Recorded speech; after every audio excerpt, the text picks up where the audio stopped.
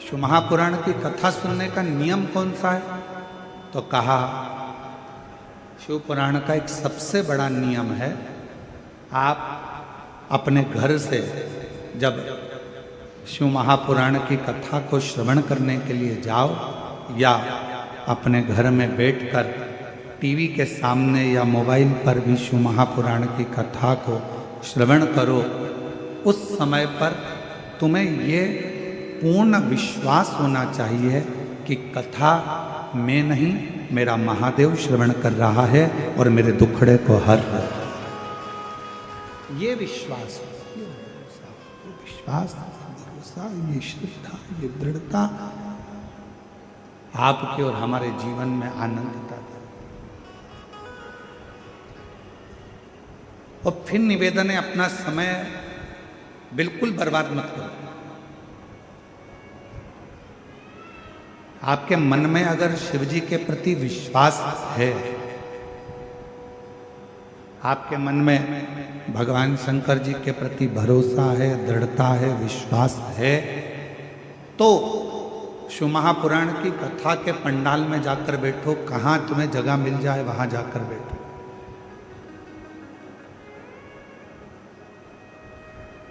यदि विश्वास नहीं है, भरोसा नहीं है, ने घर बड़ा है, बंगला बड़ा है, गाड़ी बड़ी है, कमरा बड़ा है, पलंग बड़ा है, गादी बड़ी है, तकिया बड़ा है, सारे सुख अपने आप उस कमरे के अंदर, ऐसा कोई सुख नहीं है जो तुम्हारे सोने के कमरे में नहीं है। और फिर भी तुमको रात को सोते समय एक ना एक गोली खाकर सोना पड़ रहा है। कभी घुटना दुख रहा, कभी कमर दुख रही, कभी कंधा दुख रहा, कभी सिर दुख रहा, कभी कोनी दुख रही, कभी पंजा दुख रहा। 24 घंटे में रात्रि के समय पर यदि चैन की नींद नहीं आ रही है तो समझ लेना कि धन तो बढ़ गया पर मन की शांति नहीं बढ़ पाई है। वो मन की शांति को बढ़ाने का एक स्थान ढूंढ, मन की शांति को बढ़ाने का एक केंद्र बिंदु ढूंढ। क्या देती है शिव महापुराण की कथा?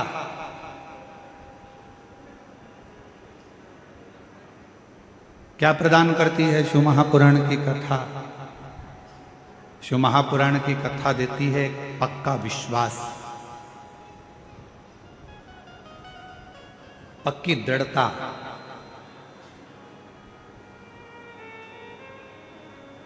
घर अच्छा हो और माहौल अच्छा नहीं हो ना, तो उस घर में रहने का मन नहीं करता। और माहौल अगर अच्छा है और घर अच्छा भी नहीं है तो किराए के मकान में भी महल नजर आता है। अगर माहौल अच्छा, मकान अच्छा नहीं है, मान लो मकान अच्छा नहीं है और माहौल अच्छा है, तो किराए के मकान में भी सुख नजर आता है, किराए के मकान में भी आनंद नजर आता है, किराए के मकान में भी आनंद की अनुभूति होती है।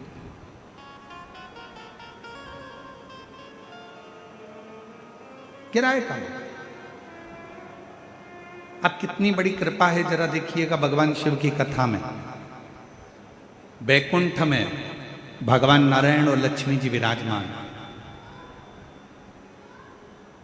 और बैकुंठ में भगवान विष्णु और लक्ष्मी जी विराजमान है, और दोनों का झगड़ा होता है। और भगवान नारायण और लक्ष्मी का झगड़ा होता है और लक्ष्मी जी भगवान नारायण को श्राप दे देती है, हे नारायण तुम मुझे देखकर घोड़े जैसे हंसे हो, मैं तुम्हें श्राप देती हूं कि तुम्हारा सिर कटे और तुम्हें घोड़े का सिर लगे।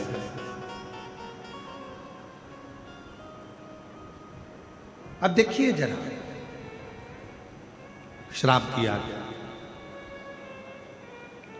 अब ब्रह्मा जी और ब्रह्माणी जी ब्रह्मलोक में निवास करते हैं और दोनों जनी वहां रहकर बड़ा आनंद का जीवन जी रहे होते हैं। और इतने में यज्ञ होता है, अनुष्ठान होता है, और उस अनुष्ठान में माता ब्रह्मणी के आने में देरी हो जाती है। माता सावित्री उस यज्ञ के अंतर्गत विराजमान हो जाती हैं और माता ब्रह्मणी उनको श्राप दे देती हैं, ब्रह्मा जी तुम्हारी अर्धांगिनी होने के बाद भी तुमने यज्ञ में मेरी प्रतीक्षा नहीं करी। मैं तुम्हें श्राप देती हूं कि मृत्यु लोक में कहीं पर भी तुम्हारे मंदिर नहीं होंगे, मृत्यु लोक में कहीं पर तुम्हारा पूजन ना हो। केवल एक पुष्कर की भूमि ऐसी होगी जहां पर तुम्हारा पूजन होगा, जहां पर तुम्हारा मंदिर। अब जरा विचार करिए, बैकुंठ लोक है, वहां पर भी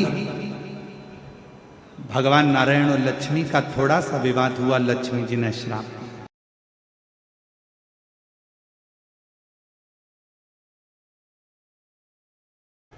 पर केवल सारे लोकों में एक लोक मृत्यु लोक ऐसा है जिस मृत्यु लोक के अधिपति भगवान देव अधिदेव महादेव हैं। दोनों आनंद के साथ विराजमान रहते हैं और भगवान शंकर और पार्वती दुनिया के लोगों को प्रेरणा देते हैं कि सुख बड़े मकान में नहीं, अगर कैलाश की कंदराओं में भी रह रहे हो और माहौल अच्छा है तो सुख उस कंदरा में भी प्राप्त हो, सुख उस कंदरा में भी मिल सकता है, सुख उस कंदरा में भी प्राप्त हो सकता है।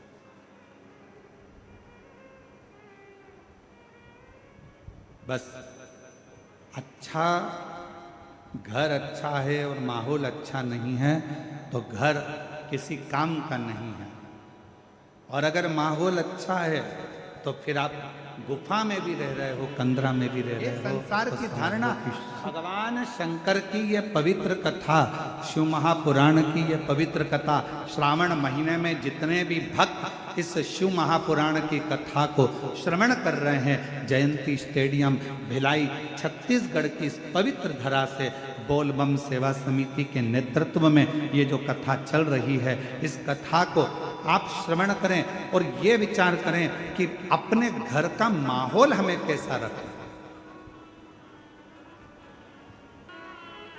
घर को यदि साफ करना जरूरी है तो मन को भी साफ करना जरूरी है। थोड़ा परिश्रम जिंदगी में बहुत जरूरी है। आप में से कितने लोग हैं जो चाय पीते हैं? हाथ उठाओ जरा। हम चाय का ऑर्डर नहीं दे रहे हैं तुम लोगों के लिए, हम तो पूछ रहे हैं। फिर से उठाओ जरा, कितने लोग हैं जो चाय पीते हैं? चलो बहुत बढ़िया, रख लो। चाय पीने से कभी जीवान जली कि नहीं जली तुम्हारी? जम के तो बोलो, आवाज नहीं आई। जली है ना? अब तुम्हारी जीवान अगर चाय पीने से जली तो तुम में से कितने लोग हैं जिनकी जीवान चाय पीने से जली और उनने चाय पीना छोड़ दिया? जम के तो बोलो, छोड़ा किसी ने? नहीं। हमारे दया सिंह जी के घर की भाभी और बहू में हाथ हिला रही, नहीं गुरुजी हम नहीं छोड़ रहे।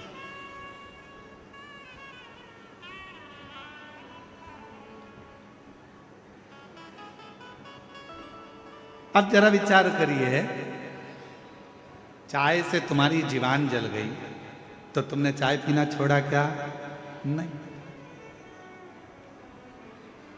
चाय पीते रहे। जब चाय से जीवान जली तो तुमने चाय पीना नहीं छोड़ा। मान लो एक कंपटीशन एग्जाम दिया, एक परीक्षा दी, या एक परीक्षा देने में आप सफल नहीं हो पाए, असफल हो गए, या आप उस रिजल्ट में निकल नहीं पाए, तो कई लोग कह देते हैं कि अब आज से मैं एक भी एग्जाम नहीं दूंगा।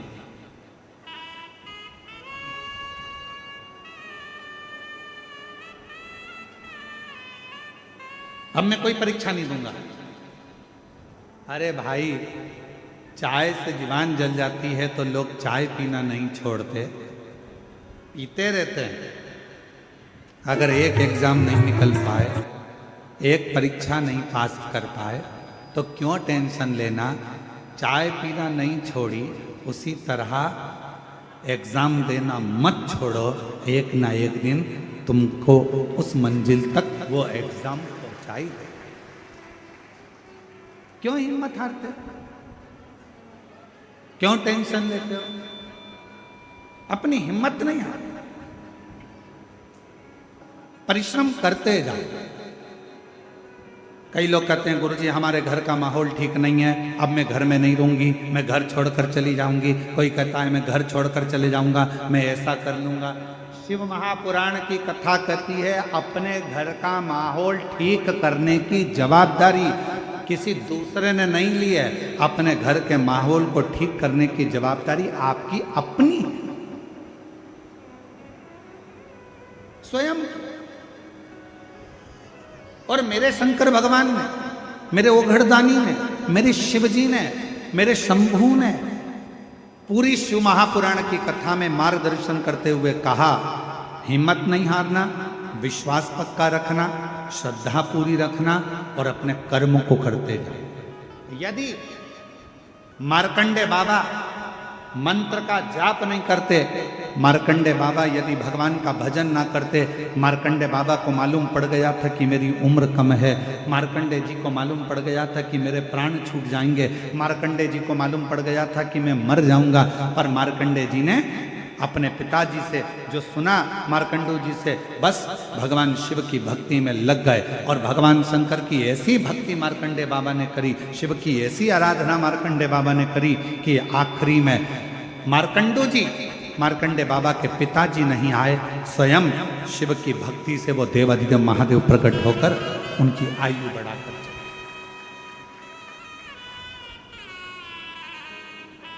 स्वयं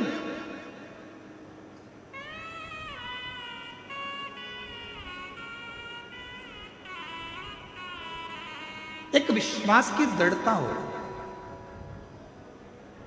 और शिव महापुराण की कथा, पूरी कथा में विश्वास मूल है, भरोसा मूल। एक बहन जी ने एक पत्र लिखा है और उन्होंने उस पत्र में तुमरुका जी का नाम लेकर जो सफेद आंकड़े की जड़ का प्रयोग था वो किया है। और पहला पत्र आया है जिसमें हमारे कथा के पंडाल में पहला पत्र है जिसमें उन्होंने तुमरुका जी का फोटो भी लगाकर भेजा। वालों से कहूँगा कि जितने लोग भी एलईडी पर कथा सुन, एलईडी पर दिख रहा है ये कथा, एलईडी पर कथा सुन रहे हैं तो पहले वो सावन के महीने में आज स्कंद षष्ठी है, आप लोग तुमरुका जी का दर्शन करिए, जिसमें तुमरुका जी का नारद जैसा स्वरूप है, घोड़े का मुंह लगा है और हाथ में वीणा है और करताल लेकर, वीणा लेकर तुमरुका जी, ये वो तुमरुका जी हैं जिनको शिव जी की अनुपम कृपा है और जिनका नाम लेने से नारी के जीवन का ऐसा कोई रोग नहीं है जो समाप्त नहीं होता हो। यहाँ तक कि शरीर में, गर्भाशय में, चेस्ट में अगर गठान भी पड़ रहे, एक बार जोरदार ताली बजाकर साधुता करें। ये वो तुमरुका। अब पत्र, मेरा नाम रामेश्वरी साहू है, पति सूरज साहू है, पता जयंती नगर दुर्ग छत्तीसगढ़ की रहने वाली हूँ। कहीं बैठी हो तो हाथ हिला सकती हूँ। बच्चा आया है क्या साथ में? आया है? हाँ लेकर आ जाइए। एक बार वापिस हाथ हिलाओ। हाँ आ जाइए।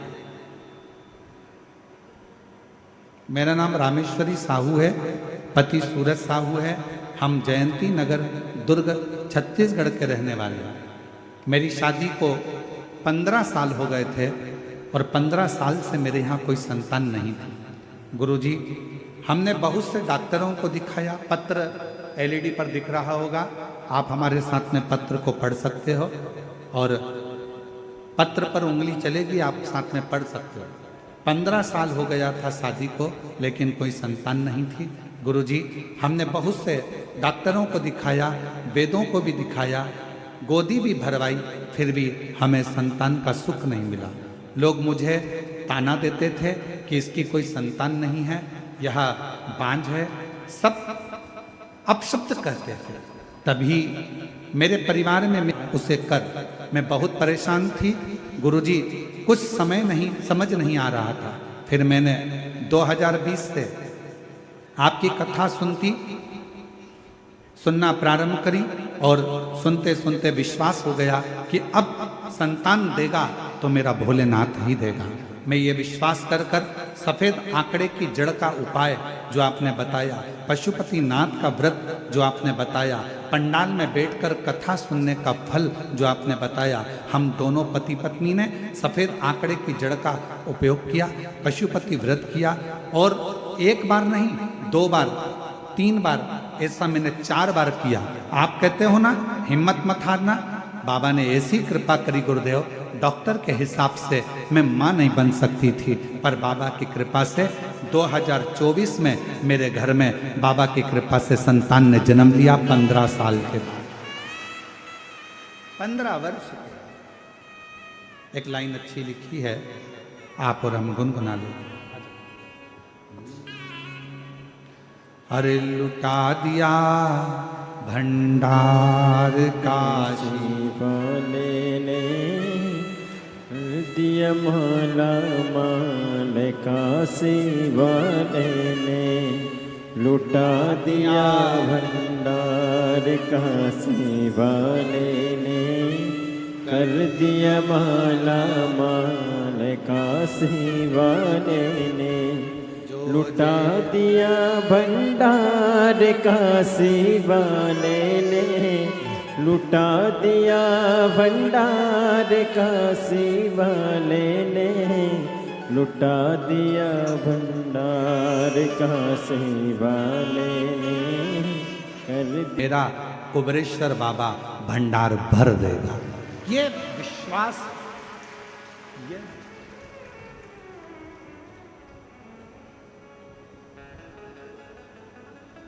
और जितनी मेरी जीजियां बैठी हैं, जितने मेरे जीजा बैठे हैं, जितनी मेरी बेटियां बेटाएं, मेरी माताएं जितनी बैठी हैं, मैं आपको निवेदन करूं, जितने विश्वास से आप शिव महापुराण की कथा को श्रवण करें, और ये विश्वास ही तो है जो 5 पंडाल लगे होने के बाद भी भक्तों का सैलाब पंडालों के बाहर खड़ा हुआ है, ये आपका विश्वास और आपकी दृढ़ता और आपका भरोसा। ये विश्वास नहीं तो क्या, यही विश्वास। ए मेरी छत्तीसगढ़ की जीजियों और मेरे छत्तीसगढ़ के जीजाओं, बेटियों बेटाओं, मेरी माताओं, आपसे निवेदन करूं एक बार एकांत में बैठना और एकांत में बैठकर कभी इस बात पर विचार करना कि देवराज ने आखिर पुण्य कौन सा करा था।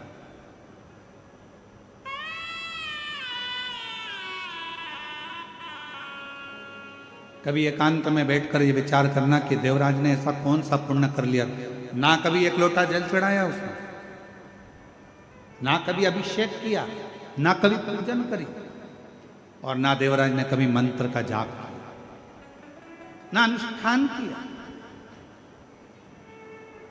फिर करा क्या? जो भगवान शंकर देवराज को अपने नंदी पर बिठाकर लेकर कैलाश धाम तक जा रहे हैं, ना पूजन, ना अर्चना, ना अनुष्ठान, ना जप, ना मंत्र, ना साधना, कुछ नहीं करा। 5 मिनट शिव महापुराण की कथा में बैठकर कथा को सुन लिया और उसे परम धाम मिल गया। परम धाम। ना जल चढ़ाया, ना अनुष्ठान किया, ना तप करा, ना साधना करी, ना व्रत करा। एक काम करा उसने, दिल से, चोरी का धन था, शरीर तप रहा था, बुखार आ रहा था, और एक मंदिर में जाकर बैठ गया और कानों में शिव महापुराण की कथा चल। इतना विश्वास लेकर आप कथा सुन रहे हैं, ये आपके ऊपर निर्भर करता है कितनी दृढ़ता धारण कर कर आप कथा सुन रहे हैं, ये आपके ऊपर निर्भर करता है। आप शिव महापुराण पर कितना भरोसा करते हैं, ये आपके ऊपर निर्भर करता है। सीहोर वाले महाराज जी तो 7 दिन कथा सुनाएंगे, चले जाएंगे। दयाल सिंह जी इस कथा का आयोजन कराए हैं, बोलबम समिति इसका आयोजन कराई है, समिति आयोजन कराकर अपना आनंद पाती है, जनमानस को श्रवण कराती है कथा। अब ये आपके ऊपर निर्भर करता है कि आप अपने घर से जब चले हो घर के लोगों ने पूछा कहाँ जा रही हो? आपने कहा शिव महापुराण की कथा भिलाई में हो रही है, हम बाहर नहीं जा सकते, हम बहुत दूर नहीं जा सकते, अपने भिलाई में हो रही है, जयंती स्टेडियम में हो रही है। लोग कहेंगे पानी गिर रहा है, कीचड़ हो रहा है, कहाँ बैठोगी? मेरा छाता है ना, मेरा छाता है ना, मेरी पन्नी है पॉलीथीन, बैठूंगी, कथा सुनूंगी, दिल से सुनूंगी। पंडाल में जगह नहीं मिलेगा, बाहर बैठकर सुनूंगी, पर कथा को श्रवण कर कर अपनी नगरी में, अपने छत्तीसगढ़ में, अपनी भिलाई में, अपने जयंती स्टेडियम में हो रहा है। दुनिया के लोग बाहर बाहर सुनने जाते हैं, कम से कम मेरे लिए मेरा बाबा यहां तक आया है, मुझे जाना है, कथा श्रवण कर, मुझे कथा। विश्वास कितना, भरोसा कितना, दृढ़ता कितनी, कितने विश्वास के साथ आप कथा को श्रवण करते हो, यह आपके ऊपर निर्भर करता है।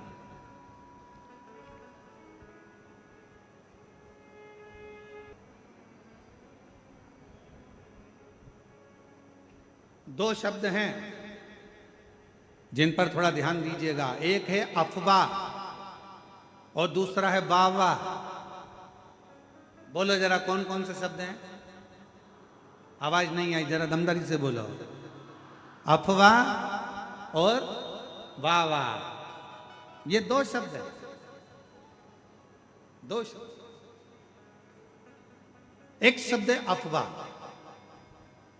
गलत बोल देना, गलत सुना देना, किसी के लिए गलत बता देना, अफवाह उड़ा देना।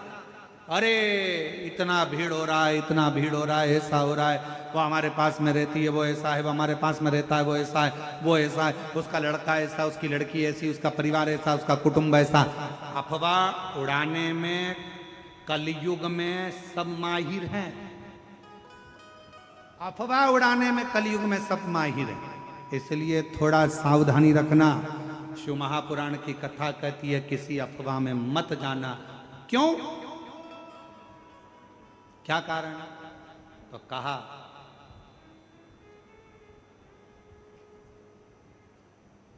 अफवाह और वाह वाह, ये दो शब्द व्यक्ति को बर्बाद कर देते।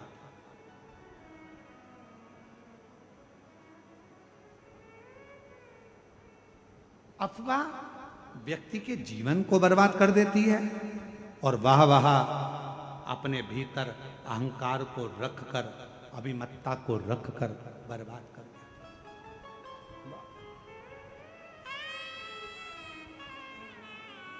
इसलिए थोड़ा सावधान। एक कितना सुंदर प्रसंग है, एक गांव में एक बुजुर्ग व्यक्ति रहता था, बड़ा बड़ा प्रतिष्ठित था, बड़ा प्रतिष्ठित।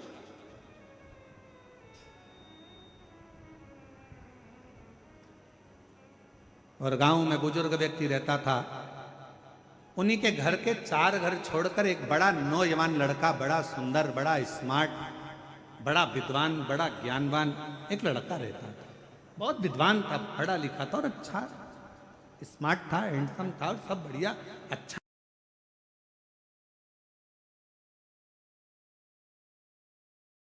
और अच्छा स्मार्ट था, हैंडसम था और सब बढ़िया अच्छा। अब बुजुर्ग व्यक्ति के मन में आया कि बताओ, लोग इसी को ज़्यादा सम्मान देते हैं, इसी को आदर देते हैं, इसी का सत्कार करते हैं, इसी को पूछते हैं। तो इसने धीरे धीरे कर कर गाँव के लोगों का कान भरना प्रारंभ कर दिया कि ये जो लड़का है ये चोर है, इसने उस कॉलोनी में चोरी करी थी, उस मोहल्ले में चोरी करी थी। धीरे धीरे अफवाह उड़ाना प्रारंभ करा और अफवाह ऐसी उड़ाई कि पूरे गांव में, पूरे नगर में बात हो गई कि ये लड़का चोर है। सब दूर खबर हो गई, ये चोर है, इसने चोरी करी। अब बात चलते चलते एक दिन नगर के गांव में चोरी हो गई और चोरी का इल्जाम गांव के लोगों ने किस पे लगाया? उसी लड़के पर लगाया जो चोर नहीं था, पर ईर्ष्या से उसको चोर बना दिया गया और चोरी का इल्जाम लगा दिया। चोरी का इल्जाम जैसे ही लगा, चोरी का इल्जाम लगते से उस लड़के को पकड़ा गया, थाने में लेकर गए, बंद किया। बंद करने के बाद जब निर्णय लिया गया, सारे सबूत देखे गए, तो मालूम पड़ा कि इस लड़के ने तो चोरी ही नहीं की। चोरी। सूचना पाई कि इस पर चोरी का इल्जाम लगाया किसने, तो कहा कि एक गांव का व्यक्ति है और उस गांव के व्यक्ति ने इस पर चोरी का इल्जाम लगाया। उस गांव के बुजुर्ग व्यक्ति को बुलाया और पूछा गया, तुमने इस नवयुवक लड़के की जिंदगी खराब कर दी, तुमने इस नवयुवक युवान लड़के का जीवन बर्बाद कर दिया और तुमने इस पर चोरी का इल्जाम लगा दिया। वो बुजुर्ग व्यक्ति आंखों से आंसू भरकर रोने लगा। मैंने तो हंसी हंसी में टिप्पणी करी थी छोटी सी, मैंने तो हंसी हंसी में बस ऐसे ही बोल दिया था, मैंने तो हंसी हंसी में बस ऐसे ही नाम ले दिया था। इतने में सरपंच को गुस्सा आ गया और सरपंच ने कहा इसका निर्णय कल लिया जाएगा। एक काम करना, तुमने हंसी हंसी में जो काम किया है, जो तुमने बोला है, इस लड़के के लिए, जो तुमने इस लड़के के लिए बोला है, एक कागज में लिखो, उस कागज को फाड़ो, फेंक दो और कल आते आते उस कागज के टुकड़ों को वापस लेकर आना। निर्णय कल दिया जाए।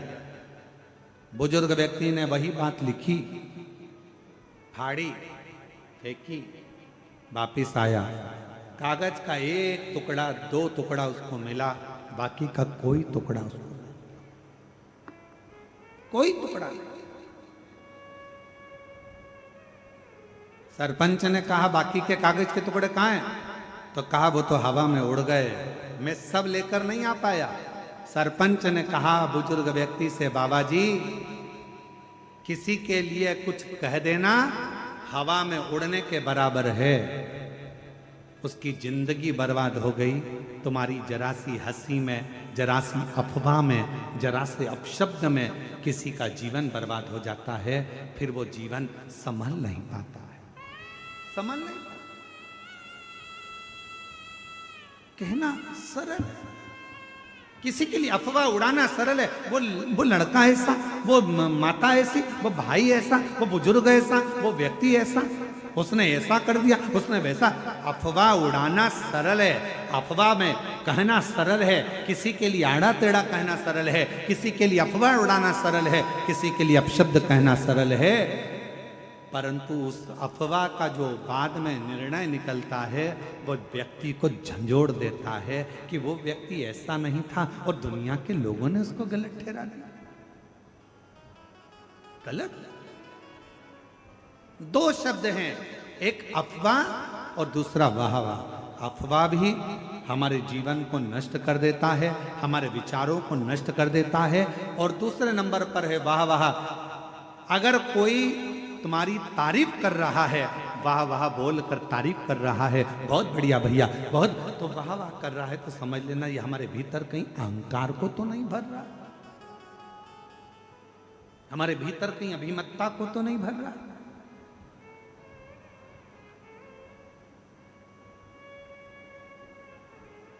जी हो गया।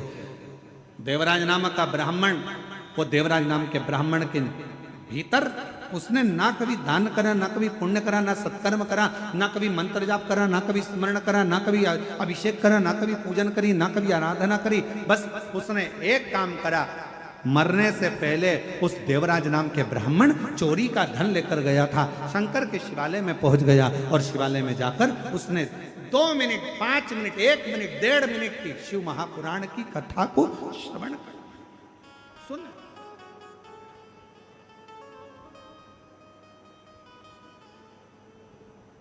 और फिर निवेदन करूं इस पवित्र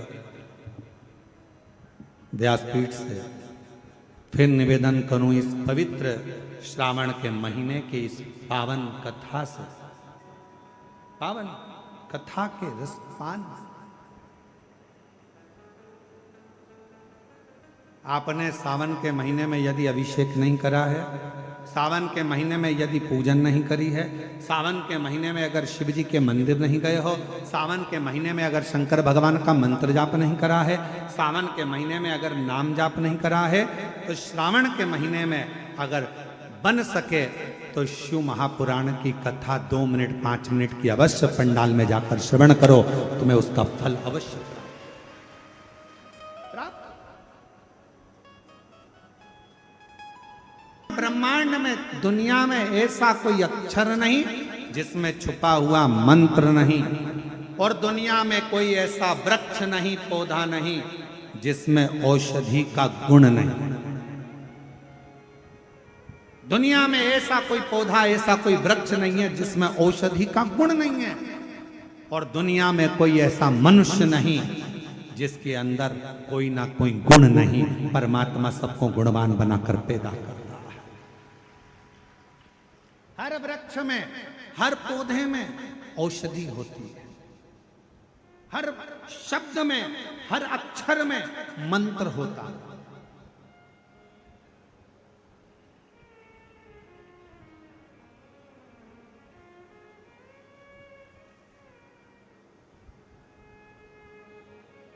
कथा पर ध्यान दीजिएगा। चंचुला देवी पति बिंदु के लिए शिव महापुराण की कथा सुन रही। दिवस निकलते गए और दिवस निकलते निकलते चंचुला देवी के मन में एक प्रश्न खड़ा हो। तुम रुका जी से एक प्रश्न, बहुत सावधानी से इस प्रश्न का उत्तर सुनिएगा जो चंचुला देवी करिए। तुम रुका जी से प्रश्न किया गया, क्या शिव महापुराण का कौन सा श्लोक, कौन सा अक्षर, कौन सा मंत्र मैं जपूं? चंचुला जी कह रही हैं शिव महापुराण का वो कौन सा अक्षर, कौन सा मंत्र, कौन सा श्लोक मैं जपूं जिससे मेरे पति बिंदुक की मुक्ति हो जाए और मेरा अखंड सौभाग्य हो जाए। मेरा पति बिंदुक प्रेत योनि में पड़ा हुआ है और प्रेत योनि में पड़े हुए मेरे पति की मुक्ति होना बड़ा कठिन है। और मेरे वापिस मेरा सौभाग्य, मेरा सिंदूर अमर हो जाए। शिव महापुराण का वो कौन सा श्लोक, शिव महापुराण का वो कौन सा अक्षर, शिव महापुराण का वो कौन सा मंत्र मैं जपूं जिससे मेरा पति को मुक्ति मिले और मेरा अखंड सौभाग्य हो? तुम रुका जी मुस्कुरा कर कहे रही है चंचुला, शिव महापुराण की कथा ही मंत्र है, शिव महापुराण की कथा ही श्लोक है और शिव महापुराण की कथा ही अक्षर है और शिव महापुराण की कथा ही पार करने वाली नैया है। सुन लिया हो?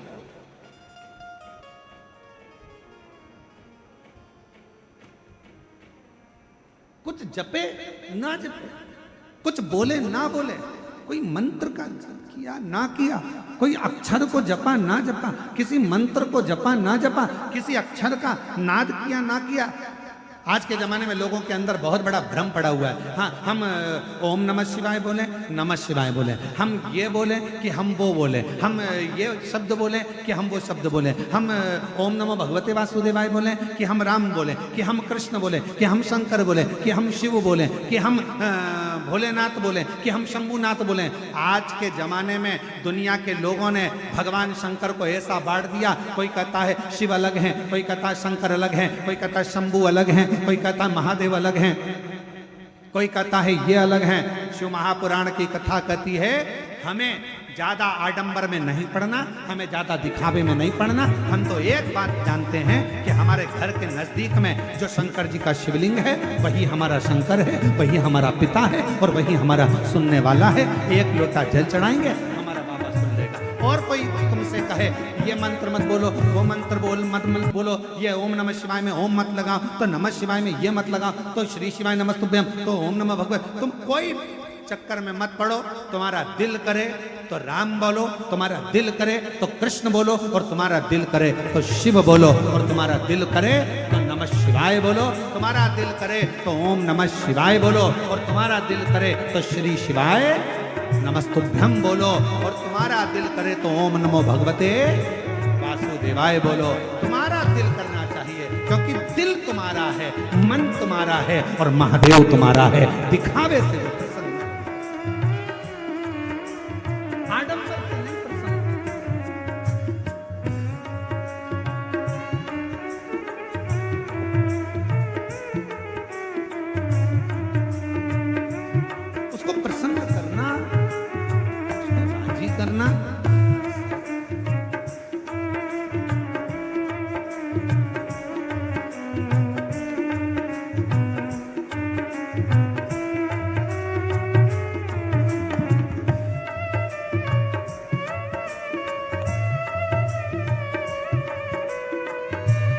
बस उसके चित्त वृत्ति में मन में थोड़ा सा भाव करो।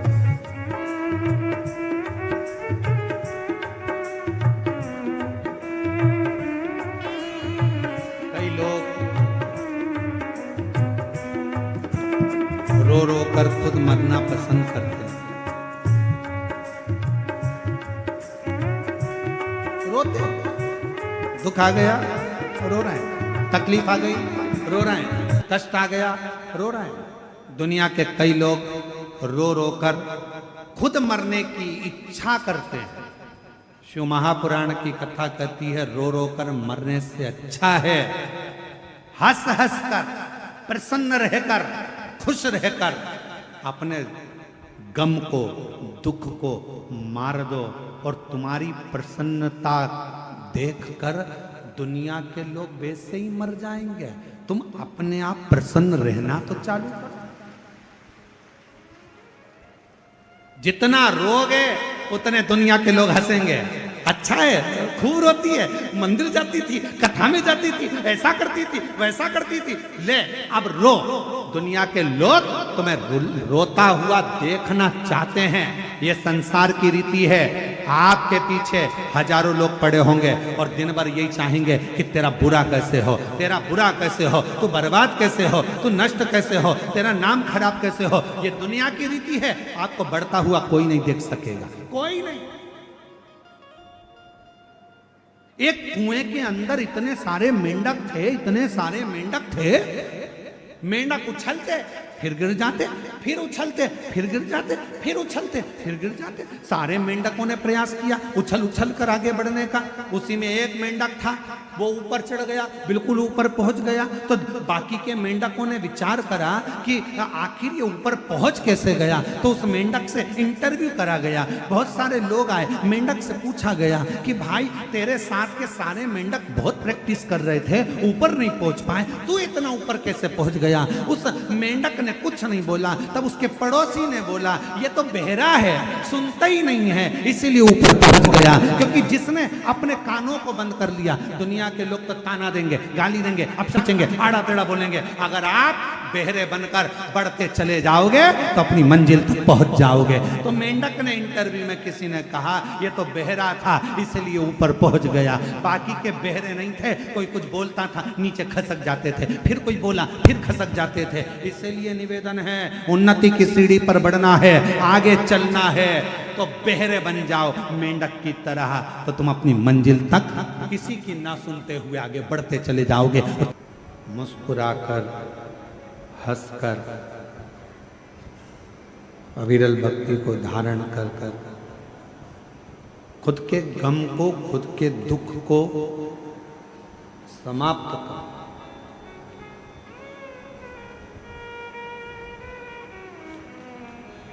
देवराज ब्राह्मण